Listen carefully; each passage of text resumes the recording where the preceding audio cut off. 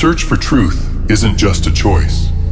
There is an instinct inside the soul to search and embody truth. It doesn't begin with reading books or hearing teachings necessarily. It begins with a memory, most of the time a subconscious, even unconscious one. An ancient instinct, passed through your DNA, a trait the Greeks called anamnesis. It means remembrance, but not of random things, of truth. Truth that existed before you were born. Plato described it precisely. In his dialogues, he explains that the soul, before entering the body, saw the forms, perfect knowledge, perfect structures.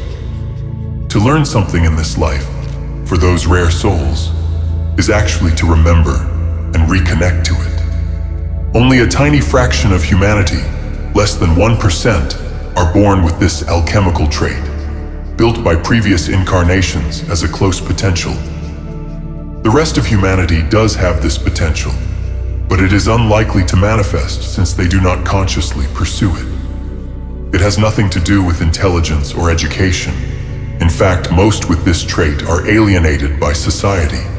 They don't fit, not because they're flawed, but because they're already tuned to something higher. When truth appears, it feels like something you've always known. In the Bhagavad Gita, it said, "After many births of practice, one who is endowed with knowledge surrenders unto me, knowing me to be all that is. Such a soul is very rare." This illustrates the metaphysics of existence. If you have the trait of anamnesis, you will be compelled to seek truth, because your soul knows it already exists, and it must return. But remembrance is not enough. It's the start, not the end. To ascend, the soul must act through the three divine functions, seen in every ancient system. Creation, preservation, striving. In Vedic tradition, these map to the Trimurti. Brahma creates, Vishnu preserves, Shiva destroys illusion. In Greek thought, they manifest in the lives of philosophers, builders, warriors, and initiates. In both, they mark the souls that rise from man to God. Creation here doesn't just mean art. It means creating new mind, new will, and new states of being, both internal and external.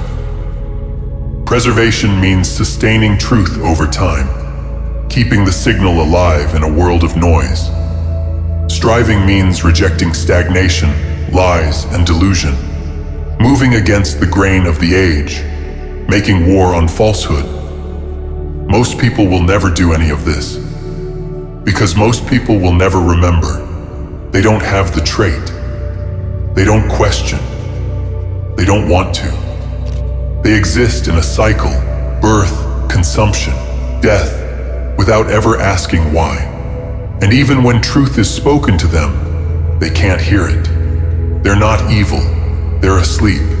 Jung identified that humanity carries hidden psychic patterns. Not all access them, only those sensitive enough to feel their pull. The collective unconscious contains the whole spiritual heritage of mankind's evolution, born anew in the brain structure of every individual. Carl Jung. Only a rare few feel the pressure to evolve spiritually.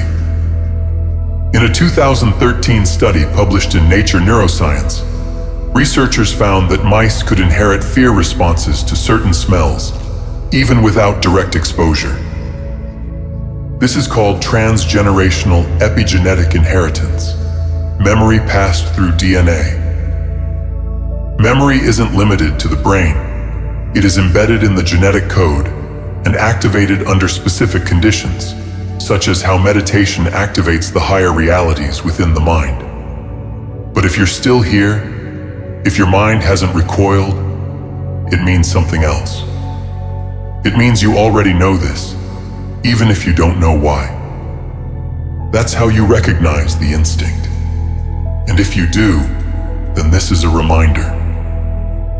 You are meant to complete what your soul began before you were born, to to reawaken what was sealed, to climb the path of the heroes who were once like you, mortal, searching, flawed, until they remembered who they were. So now ask yourself, with clarity, do you recognize this? Then it's already too late to go back. The climb has already begun.